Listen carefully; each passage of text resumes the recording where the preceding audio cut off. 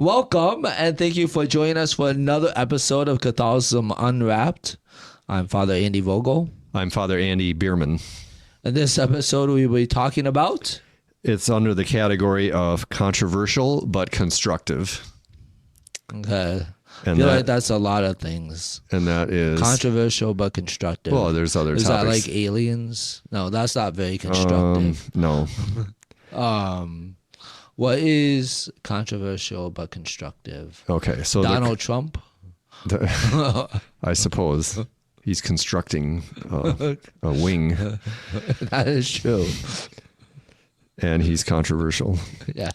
Okay, this topic is why so many young priests are traditional. Oh, okay. Well, are we young priests anymore? I don't think so. No. I'm like 50 million years old. The bishop just said, I still think of you as my younger priest, but he's mistaken. We are your hosts, Father Andy the Greater and Father Andy the Lesser.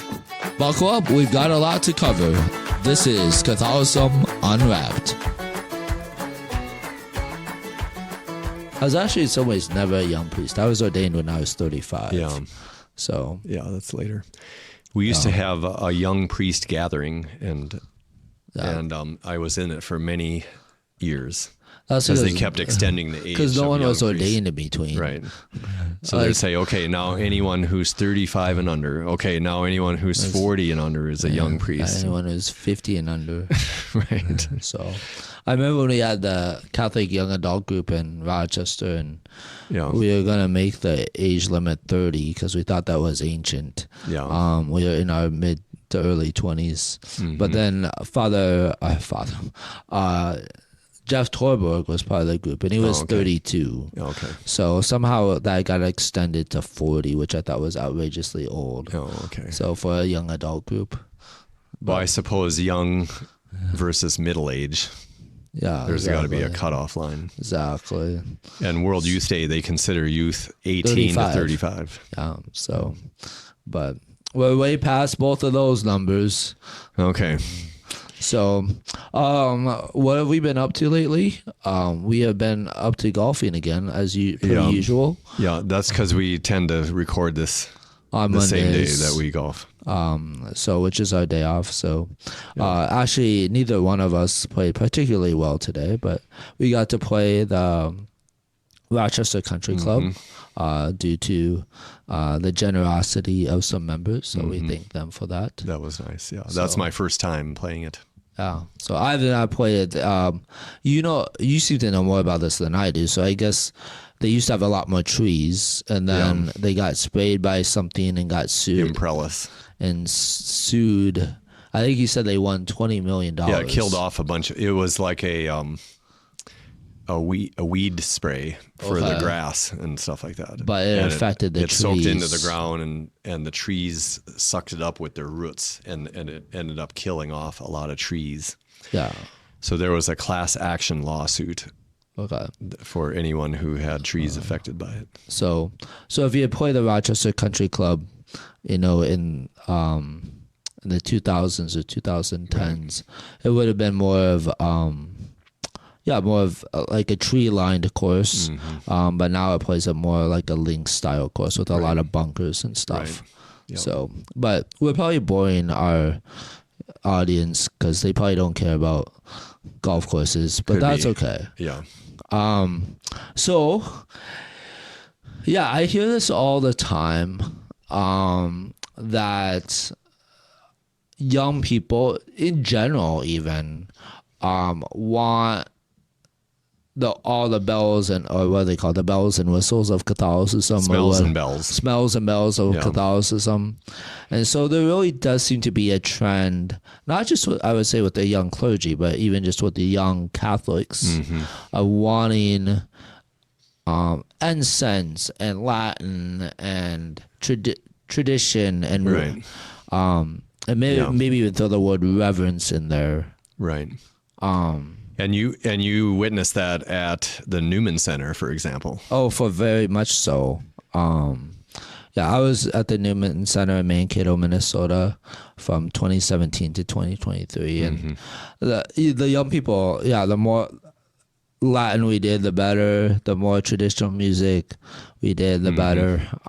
We had our service in Catholic and surplus, of course, rather than Alps. So, yeah, I would tell the service if I can't see my hand because of the incense, like, we're doing well. And they like that. Oh yeah. So I taught them how to do what do we call them? Pontifical, not circles, but like with a thurible with the incenser. So to do complete circles, as they were processing, they would do complete circles. So yeah, they did those at St. Peter's for the ordination one time. Good. Yeah. So you just have to pray that the chain doesn't break, because then someone can get hurt. Right. Yeah. Yeah, our thurible is broken so many times. It seems like it happens when the bishop comes too, like the chain that's holding the lid comes undone, and so you can't lift it up anymore.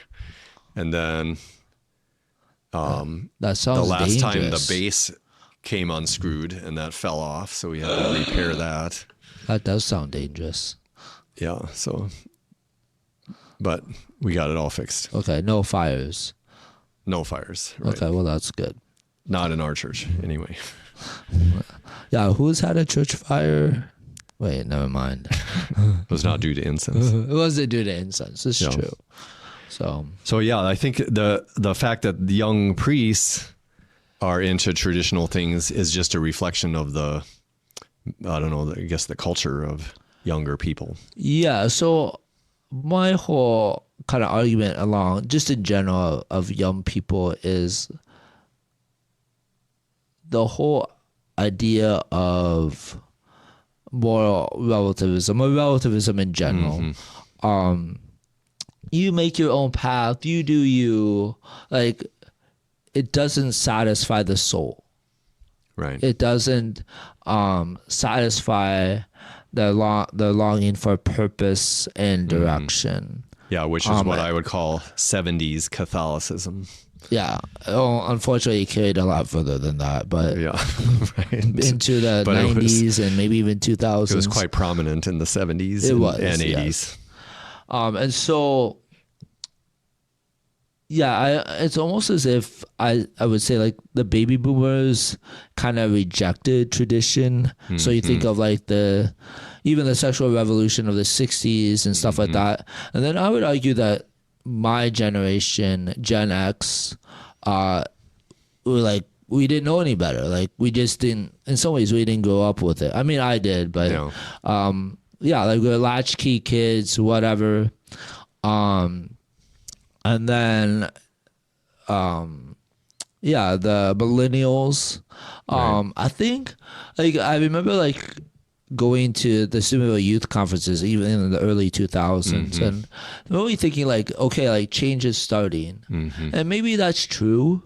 That the millennials kind of like things started kind of shifting in the right direction, but I feel like it's really been with Gen Z that things have really, like, accelerated and been amplified, that they really do want beauty, tradition, the smells and bells.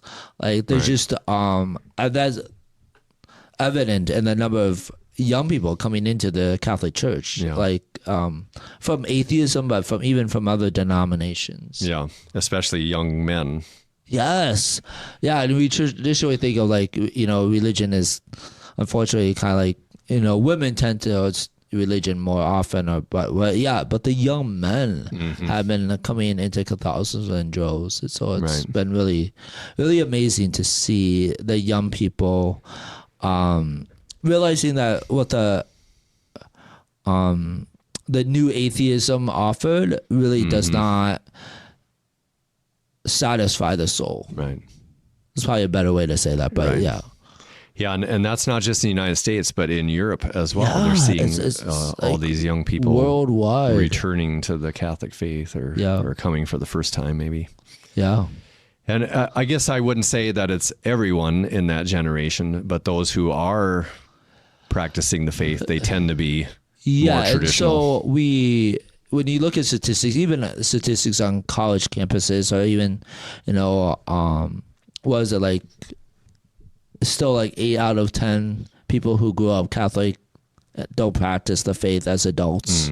No. And so people have asked about that. And I just say my tagline on that has been like, yeah, we're still losing the numbers. Like but the ones who are in are all in. Like I really believe, like I've said maybe before, is I really do believe that lukewarm Catholicism is dying. Yeah. Right. That these people, and God bless them, like, they carry the traditions through the 70s, 60s, 70s, and 80s. But this idea that, I go to Mass on Sunday or Saturday evening, and like, that's enough religion for me. Like, that's the extent of my And I think that that there's something at the root of that, which is there's a desire to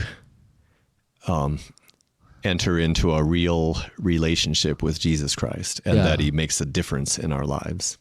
That prayer actually puts us in contact with the Lord, or adoration, especially of the Blessed Sacrament. And maybe I should correct myself a little bit. Like like lukewarm Catholics, like it's way better than not going to church at all. But I do find like the young people that really get it, they want to be involved in the church, not just Sunday morning. Right. Like they want to be involved in other ways. Yeah, like a desire to live their faith in the whole of their life. Yes, that to make Christ a part of their daily life. Right. And not just for what they do for an hour on Sunday morning. Yeah. Right. And I suppose that's the challenge through all time periods. For sure. Yeah, definitely. To go beyond just the external practice of the religion and going through the motions. Yes. Yeah. I mean, maybe so much so that, that is one viewpoint of history, is that some Protestants will say that, the Christianity was Christianity until Constantine made it legal, like the state religion. And then you had a bunch of, lukewarm Christians. Whereas before, I mean, it was true. Like if you were a Christian, there's a good chance you would die. You'd be killed. Yeah, you'd be killed for being a Christian. And so when it became a state legalized religion, then you probably would have more people who took a more lackadaisy approach to the relationship with Christ. Yeah, and I think that's what led to the birth of the monastic movement of people. Since there was not any really persecution of Christians anymore, there was that desire to live the faith in a radical way. Yeah. And so the Desert Fathers, they moved out into the desert to live in solitude and prayer. Yeah. And penance. Yeah. And the same with Saint Benedict was around that time, founder of the monastic life. Yeah. All right, so some things that we can talk about: trends in seminary formation. Well, you would know this better than I would. I mean, you were rector until 08? No, from 12. 08 to 012. 08 to 12. There's no 012. Okay. Well, there is 2012. Yes, you're right. Okay.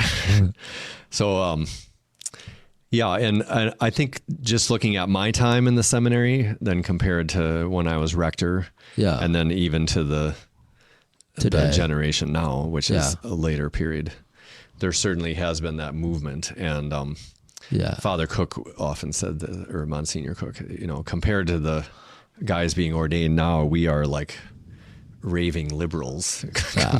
Well, I even tell those seminarians, or even I tell people 30 years from now, I'll be the liberal priest.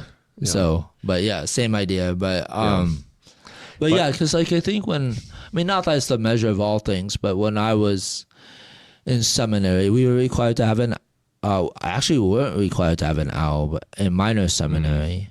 We had albs that the seminary had, and we would wear them for Mass when we served. But now I think all the seminaries have their own cassock surplus that they use for diocesan events and everything. And not that cassocks are the measure of everything, but it is indicative of the direction things are going. Yeah. I would say, just looking back, it seemed like the dividing line was kind of my year in the seminary at North American College. Yeah. Where kind of a lot of the vast majority of the students in my class were interested in being faithful to the teaching of the church, even the controversial ones, and what having year was devotion this? to prayer. 1912? No, I'm kidding. No. When were you in seminary? 88 to 92. Oh, okay. To 96. So like, so you're saying like 19... probably 90s. Yeah. Early 90s. Yeah. So, I mean, from my point of view, having studied Scott Hahn and Jeff Cavins, Carl Keating, modern Catholic apologists during my time in college. I was in college from 94 to 99. Right.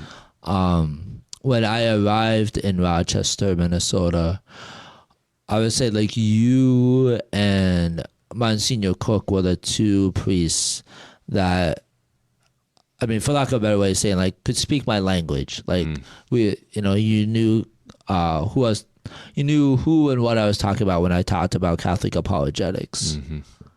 Yeah, like Scott Hahn. Yeah. So there, I think that contributes it to the movement, because at first it was his tapes, and then CDs, and now you can find it all on the internet. And there's YouTube videos and things like that, and which it seems like a lot of people are watching, and that contributes to the rise in greater faith amongst Gen Z.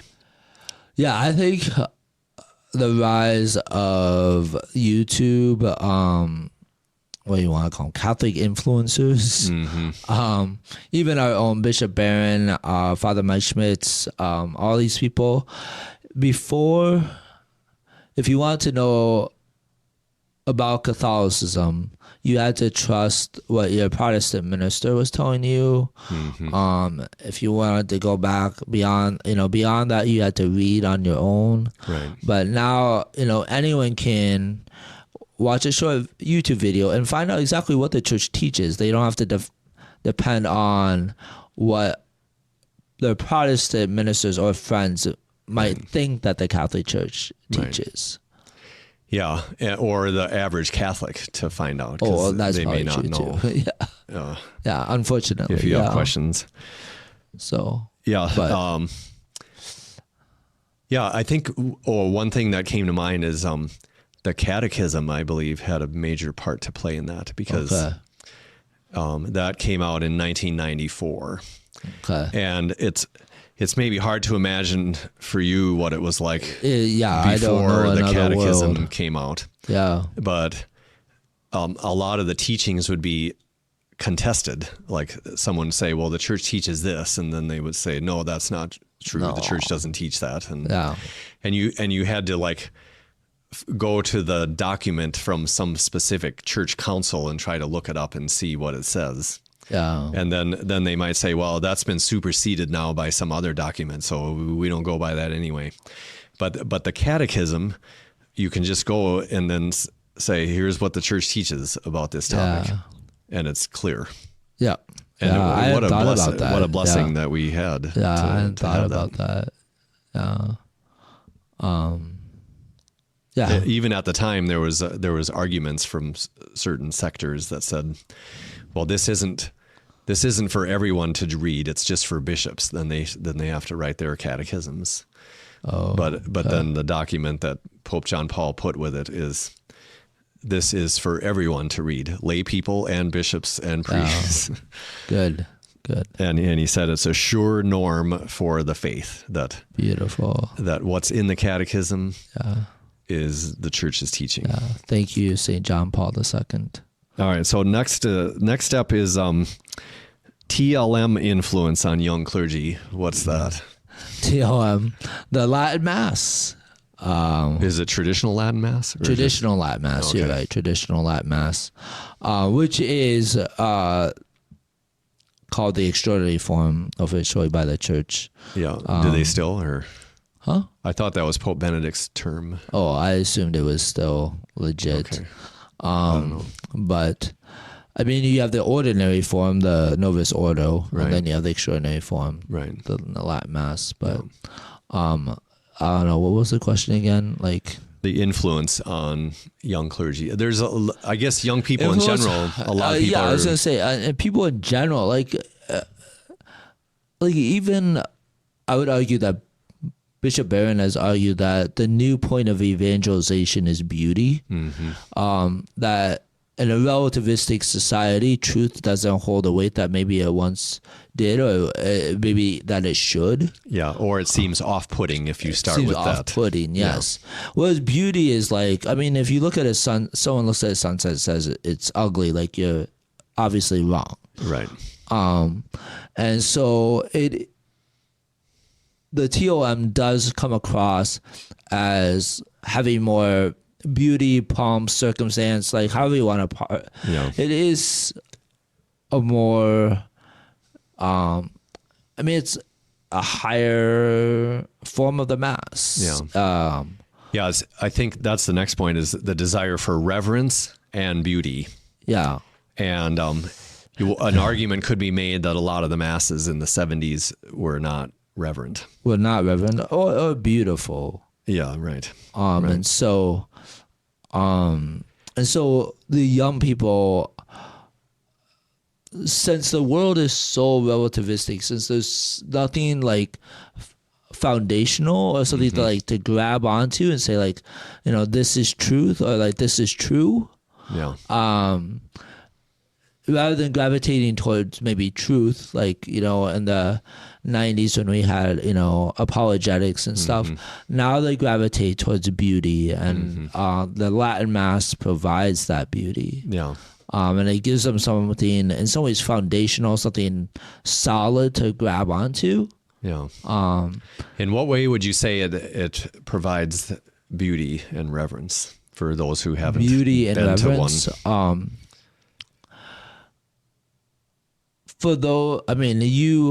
I almost flunked Latin class, but Okay. but like, in some ways, like the less you know, in some ways it's because the average American or the average, English speaking person doesn't know Latin. When you hear Latin, especially Latin sung, it sounds, I mean, as a lot of the Romance languages do, it sounds, for lack of a better word, divine or heavenly. Right. Like, I don't understand what's being said, but like I understand, like this is just like strikes me as being beautiful, Right. and elevated, and like this, like I feel like I'm like more closely connected to the divine. Right. And TV shows and movies know that. So when they want to show something sacred or God has entered into the world, they play Latin chant. Yeah. Exactly. And so the young people, again, are gravitating towards this because it strikes them as it being beautiful, as it being authentic, and also rooting them in something in the past. Like that this has been a tradition that's been passed on for hundreds of years. Right. And this isn't changing. In my world that's changing so fast, and a world where, a social media post is, can receive tens of millions of likes and then totally forgotten about 4 days later. Yeah. To provide something that has history, that has solidified, that's again foundational, or as a rock of something that's not changing. I think it really speaks to the searching that a lot of young people are doing. Yeah, for me, I would say it's something that kind of transcends the ordinary that we Yes. engage in this world, that there's something bigger than just us going on when we enter into Mass, when it's done with reverence and beauty, which can be done with the Novus Ordo, I would argue. Yes, I would agree.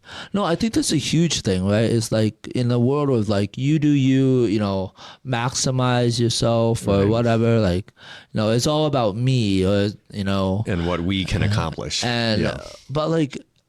I think that's what sports does too really well, is that, especially team sports, is it allows me to participate in something bigger than myself. Right. And the Latin Mass allows us to, in some ways, I would argue, even more than the Novus Ordo, enter into the heavenly realm. I think it's more apparent that the Mass is outside of time and space, that it's a heavenly celebration. Yeah. And that is what the Church teaches about the Mass, that it's exactly. It's entering into something greater than ourselves, because it's the action of Jesus Christ himself. Yeah. And obviously that's true of the Novus Ordo. It's just, I feel like it's more obvious in the TOM Mass.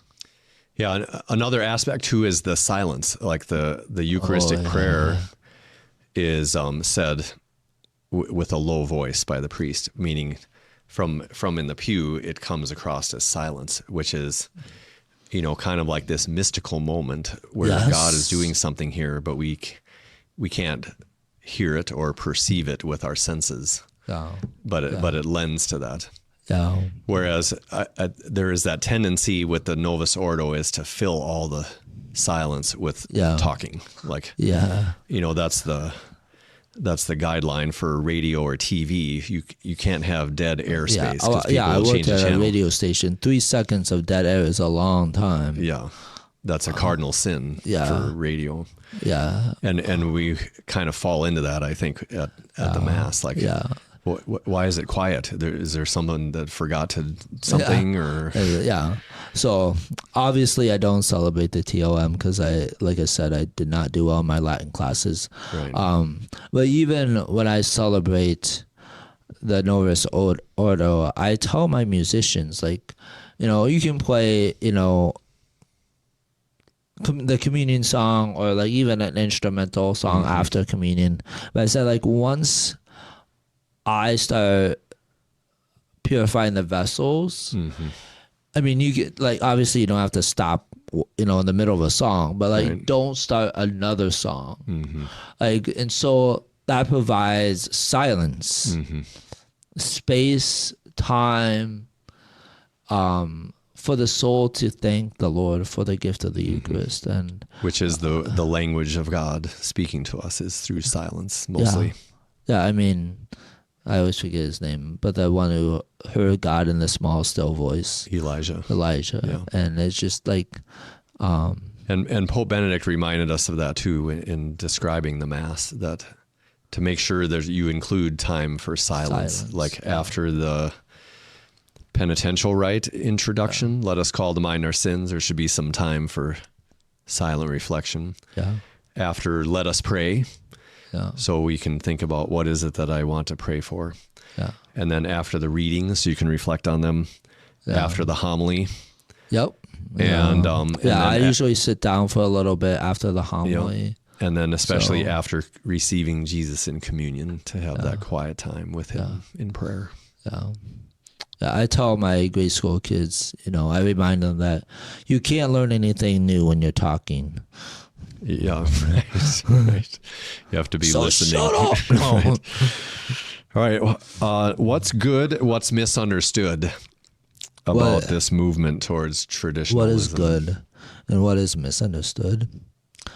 I'm not quite sure how to answer that question. I would say, though, that it's good in that there's a deep desire for, again, truth, goodness, and beauty, especially the beauty. Right. And again, all the things that I've said, especially about the young people, realizing that all the things that society promised in the new atheism and other things, and what would you call self-actualization or whatever, right. just doesn't bring peace to the soul. It falls short in the end. Yeah. Because we really need God Yeah, to enter into our world. We don't need ourselves. We don't need more of ourselves. We need God. Right. And so I think in that sense, it really is a good thing. That whether it's as you said, the Novus Ordo can be celebrated very beautifully. And so whether it's the TOM or the Novus Ordo, how do we bring back the beauty, the smells and bells? Because I do think it does attract the young Catholics, the younger generations. Now, even before 2017, when I started campus ministry, you would hear people say that the TOM is the only valid form of the Mass, that the Novus Ordo is not a valid form of the Mass. And I think that's when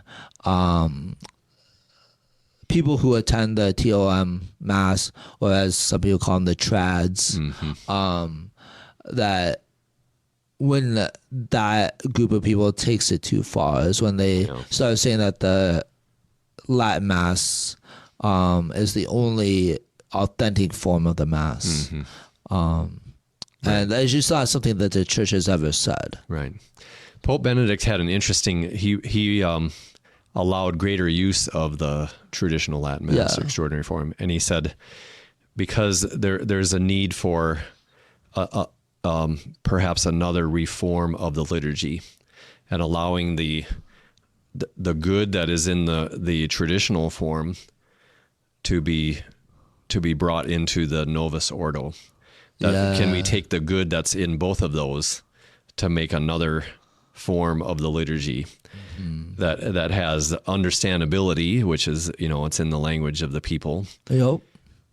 But also the sense of the mystery and the reverence and all that. So, I don't know if there is that kind of movement going on in the Catholic Church right now, but I don't think there is. I would agree that there is a need for it. Yeah.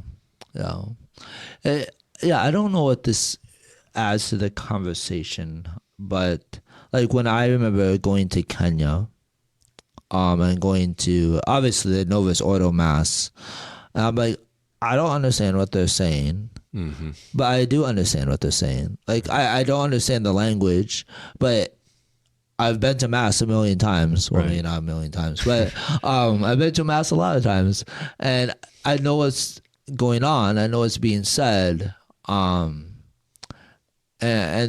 so I don't know, the universality of the Mass is still it's a really cool thing that we have in the Catholic Church. Right. All right. So then I guess the last point is, how can older Catholics build bridges with younger clergy? It kind of puts the burden on the older Catholics to build bridges, but I would think that burden would be on the clergy. Maybe the younger clergy. Yeah, and the clergy, need to realize that, especially now, I would say, like the retired generation, in some ways they don't. Very few of them now remember much before Vatican II. Right. I mean, when I first started the priesthood and as a seminarian, there were a good group of people that remembered life before Vatican II, but that's not so much true anymore. Yeah. And so we have to remember that, they were taught by their priests, that Latin is bad, that the priest facing away from them is bad. And all and these types of things. And so we have to bring those things back carefully. Yeah. I don't know if I wouldn't go so far as say they taught that Latin is bad, but, they were taught that it's better to use a language that people can understand. Yeah. But in doing so, they maybe didn't think about the sense of mystery.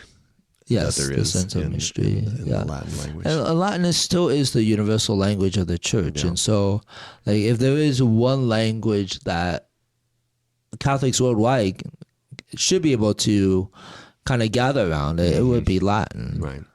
Yeah, and I think that's an important point to be made too with the Second Vatican Council, that all these changes, people assume that that's what it was calling for. But if you actually read the documents, it says the language that should have, that people should still learn the parts of the Mass in Latin, at least the parts that are common to all the Masses. The organ should have the pride of place for instrument, and Gregorian chant should be the music that is used, or at least some of the time. Yep. But all of those things in a lot of churches were gotten rid of together, altogether. Yes. Yeah. And we've talked about this before, that how the document, what is taught about in the documents of Vatican II, in some ways were different than what happened after Vatican II. Yeah, or what people claimed was in Vatican II. Yeah. This is what the church is asking for, but it wasn't. It wasn't. Yeah. So I don't know. Did we answer the question? How can they build bridges? Yeah, I think it probably would be good to just have conversations like, what do you find valuable about the tradition and the Latin Mass, and then maybe even asking the other way, like, what do you appreciate about the new Mass? Yes. Yeah, I mean, they say that communication is a big thing in any marriage, right? And so to have conversations, to communicate. But I would say too, like, going kind of back to the priest, I believe it was in Pope Benedict's Motu Proprio that allowed for greater use of the TOM of the Latin Mass, the extraordinary form.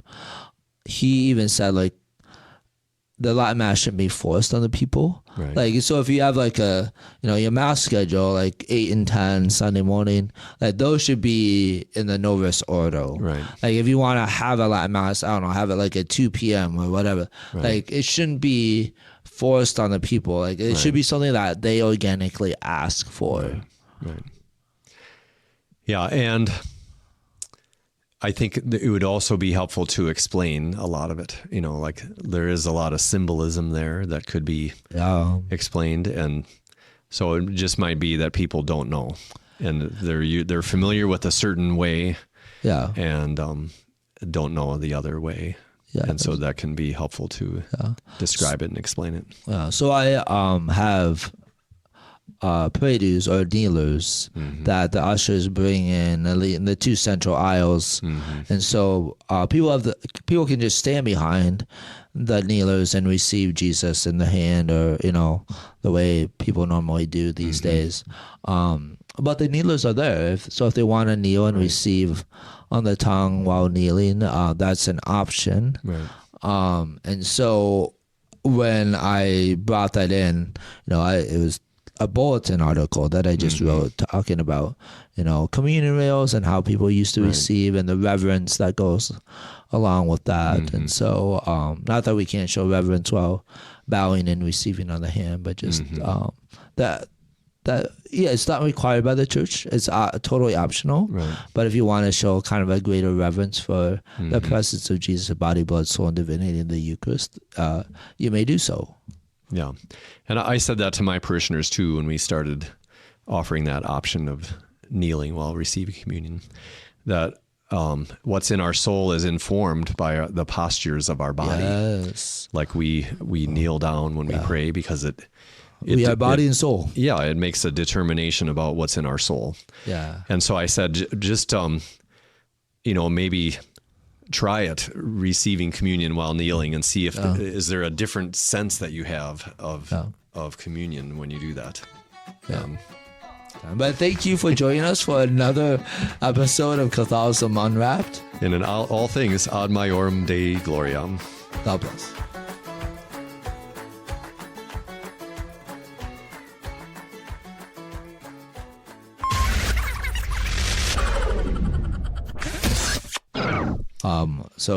I don't know what Betsy's going to do. We're actually way over time. We covered all the points for this. Though.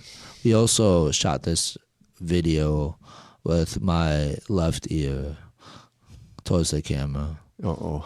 So now they know Now they know. I only have one what ear. we're talking about If they when didn't know before. we wonder about the resin body. Yeah, well, my risen body have 1 or 2 ears. Right. This is the question. It's almost part of your identity now. So I don't know. maybe it'll just be what the perfection of the human body is 2 ears, though. That's right. Yeah. So, do. Okay. Is it recording? Yeah, that's how it started. Is me making weird sounds. Oh, okay. So, All right. excellent. The lights turn off. It's on now. Okay, great.